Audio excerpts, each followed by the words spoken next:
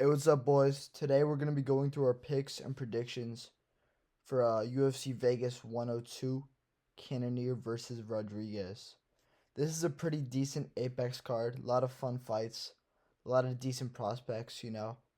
Probably won't get the most views, but if you're a hardcore fan, if you're a big UFC watcher, you'll probably have a good watch. So, yeah, without further ado, let's get to it. Fight number one is Julia Avila versus Jacqueline Cavalcanti. This is a pretty boring fight. I'm just gonna go through this one pretty quick. Avila is on the older side, just coming off a really dominant loss to Misha Tate around a year and a half ago. On the other hand, Jacqueline Cavalcanti is like one of bantamweight's few okay prospects.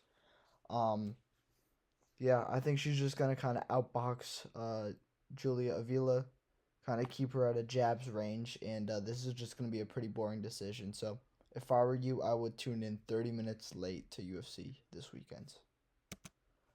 Fight number two is Walter Walker versus Dontel Mays. You know what? Let's make that tune in an hour late. This fight is also going to suck.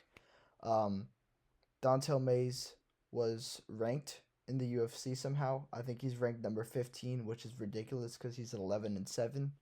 He's probably the worst ranked fighter in the UFC right now. On the other hand, we have Walter Walker, Johnny Walker's fat Russian brother. He's not good, but he's better here. He's just going to probably out wrestle Dontel Mays for the first two rounds of the fight and then gas out and look pretty shit in the third round. This fight's going to suck. I recommend that you do not watch it. Um, yeah, that's kind of all I have to say. Walter Walker's my pick. Not super confident about it. Fight number three is Vince Morales versus Gilbert Smith. So my pick here is Vince Morales. I think he is going to win by decision. I just think Morales is just going to be too crafty and experienced for Smith. He's had around double the fights that Smith had. And Smith, in his Contender Series fight, he kind of got intimidated and almost finished by Aaron Tao, who is an old flyweight. So I just think that Vince Morales is probably just going to be a little bit too crafty on the feet. He might be able to implement the wrestling in a way that Gilbert Smith hasn't really seen before. We've also seen Gilbert Smith a little bit susceptible to wrestling in his one loss to Reyes Cortez. So yeah, I just think that Vince Morales is just gonna be a little bit too capable for Gilbert Smith in his career right now. And yeah, I think that Vince Morales is going to take this fight, and he would not be the worst underdog to bet on. Fight number four is Gabriel Bonfim versus Chaos Williams.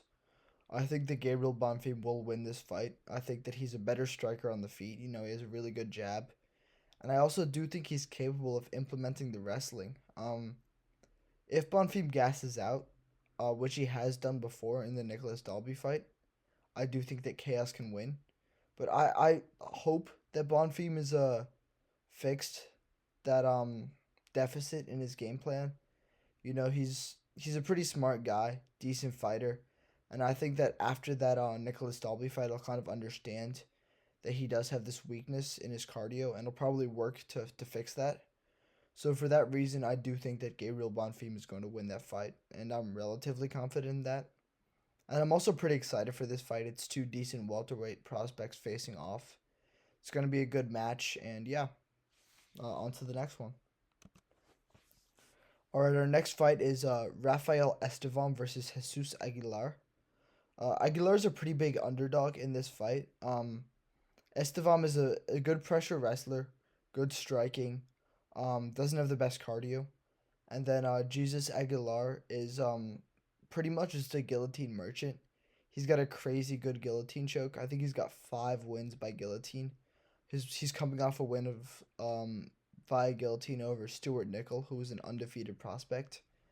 And I just think that if Rafael Estevam decides to wrestle, Jesus is just gonna snap up a guillotine and choke him out. So yeah, I think that's how this fight's gonna go, and I'm pretty excited for it. It should be pretty fun while it lasts. Both these guys are pretty fast paced, and yeah, we're probably gonna get a pretty decent scrap here. So for fight number six, we have Jared Gordon versus Mashabjan Ruzaboyev.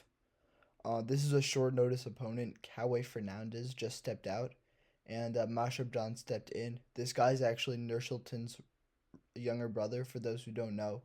Nurselton's a pretty decent welterweight prospect in the UFC.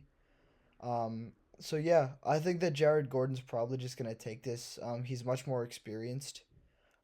Insofar as his high level experience, they have pretty similar resumes. But Jared Gordon has fought a lot in the UFC. He's gotten some wins over some pretty decent names. He's been robbed also over some pretty decent names. Paddy Pimblett and Nasrat Haqparast are the two that come to mind. But yeah, I think he's just going to be too much for Mashabjan. I don't know a whole lot about Mashabjan Ruzaboyev. I took a quick look at his resume. It seems like he's fought some pretty decent names and he's lost to pretty decent people as well. Um, yeah, I just think that because this fight's short notice and because Jared is such a good vet, I just do think he will take this fight. I'm pretty excited for it. It's gonna be a pretty good, decent, unranked lightweight matchup. Um, should be a good scrap, and I am picking Jared Gordon. All right, fight number 7 is Angela Hill versus Ketlin Souza. So I got Ketlin Souza here. Angela Hill is pretty decent striker, pretty decent all around fighter. She's around 40 years old now. She's been fighting in the strawweight division for what seems like forever. And on the other hand, we got Ketlin Souza. She's got pretty decent power. She's 1-1 in the UFC right now. She lost her original fight to Karine Silva. She just got submitted, and then she beat Yasmin Yargui, I think. She knocked her out. And so yeah, her weakness is pretty clearly takedown defense, and I just don't think that's as big of a threat here as it would be against someone like Karine Silva, just because Angela Hill is for one weight class down, and then for two she's just not known for her wrestling. So I think Ketlin Souza is going to take it here. Not the worst underdog to bet on. I would probably avoid it, but if you see value here, I wouldn't knock you for putting a little bit of money on Ketlin. And I think this is going to be a pretty fun fight. Angela Hill's a pretty fun fighter. Ketlin Souza's a pretty fun fighter. I think we should get a solid enough scrap here. Fight number 8. I'm super excited for this one. Jose Delgado versus Connor Matthews. I'm pretty confidently going to be picking Jose Delgado here. In the Contender Series, this guy's striking was really, really good. I was super impressed by him. Pretty nasty on the feet, decent ground game as well, I think. And Matthews is just known for being kind of chinny. In his one fight in the UFC, he did get knocked out. And I think it's just going to be the same outcome here. I think Jose Delgado is going to get a knockout on Connor Matthews. All right, so fight number 9, we have Rodolfo Vieira versus Andre Petroski. Rodolfo Vieira is one of the best jiu-jitsu players in the UFC. This guy's got a super good resume in BJJ. Kind of a legend in the sport. And on the other hand, we got Andre Petroski, who's pretty much just a pressure wrestler. Solid ground game, okay striking, but I don't think that he's going to be enough to beat Rodolfo Vieira here. I think that if he wrestles, Vieira is probably going to be able to submit him, either off his back or get a reversal. And I think that on the feet, Vieira's a little bit better. People don't know, but he took a round on the feet off of Chris Curtis, who's one of the best boxers in the division. So yeah, I do think Rodolfo Vieira is going to be the winner of this fight, and I'm pretty excited for it. I got it at a 7 out of 10. It should be a pretty fun scrap. Winner's probably 1 or 2 fights away from a ranking. So yeah, that's what we got here. Fight number 10 is Ismail Bonfim versus Nazim Sadikov. I got Ismail Bonfim here. I think he's going to win by TKO. He's just pretty much a flashy striker. Yeah, he's okay on the ground, mostly known for his striking. And same thing kind of goes for Nazim. He's also just a bit of a flashy striker. And the one thing about him is I think his resume in the UFC is a little bit fraudulent. He got that injury stoppage from a headbutt over Evan Elder. Got the draw with Slava Claus, which hasn't really aged too well.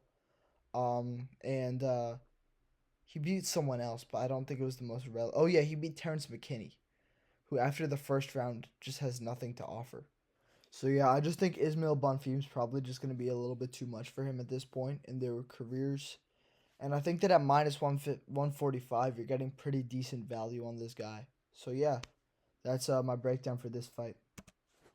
Fight number 11, Edmund Shabazian versus Dylan Budka.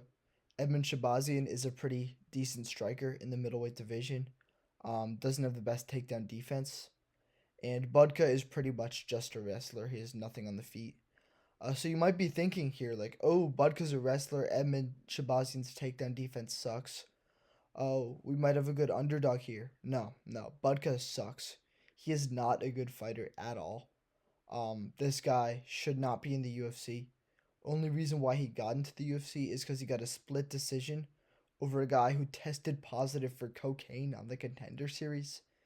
This guy has no business being in the UFC right now. He is not a good fighter.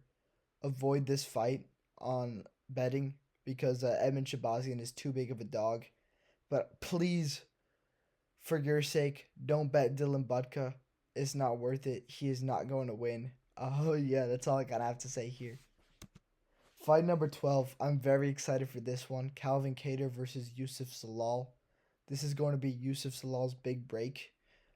He's a pretty decent kickboxer, but he's mostly known for his wrestling and his ground game. And then on the other side, we got Calvin Kattar, who's a very good boxer. Super good stand-up, but his weakness is his wrestling. And yeah, I think that's just gonna kind of be the story here. I think that's Law's going to be able to take him down and be able to get a submission here. I think it should be pretty fun on the feet too because they're both pretty good kickboxers and boxers. And yeah, this one's going to be a banger. I'm super excited for it. Fight number 13. This is going to be such a good fight. We got Jared Cannonier versus Gregory Rodrigues. These guys have super similar styles. They're both super powerful guys who just will come to slug it out. Both are super entertaining fighters for the most part. Just the one thing that's kind of important to note in this fight is that momentum is very key in the UFC. And Rodrigues is on a win streak, and Cannonier is on a losing streak. He's been finished by Nasruddin, and then he lost a very dominant decision to Caio Borralho. So I think that this is just going to kind of be the final, like, ranked fight of Jared Cannonier. I think his chin must be pretty shot after he got dropped really badly by Caio. So I think that Gregory Rodrigues is just going to knock him out on the feet here. Although he looks old, he's only 31, 32. And I think he's just kind of surging while Cannonier's on a bit of a downfall. So yeah, those are my picks for the night. Now just going to be going through my best bets. My first one is a Gregory Rodrigues and Jose Delgado parlay. You're getting plus money for this, plus 119. I think it's pretty safe. And then my more gimmicky bet is the Bonfim Brothers parlay. You're getting plus 144. I think this one's also pretty safe. You know, I think both Bonfim Brothers are set up to win here, and I think that they will win. So yeah, those are the bets I have for the week. I think this is going to be a really fun card. I would definitely tune in around 5 p.m. because card starts at 4, but the first two fights will suck. So yeah, tune in at 5. I'll catch you later this week. I'm going to be doing a top 20 female MMA fighters of all time list. And then the tough roster just got released, the Ultimate Fighter for those who don't know. So I'm going to be going over those guys, and I'm going to be talking about what you can do to improve the Ultimate Fighter. So thank you so much for watching. Those are my picks for the week. Have a great rest of your week, and I'll catch you later. Peace.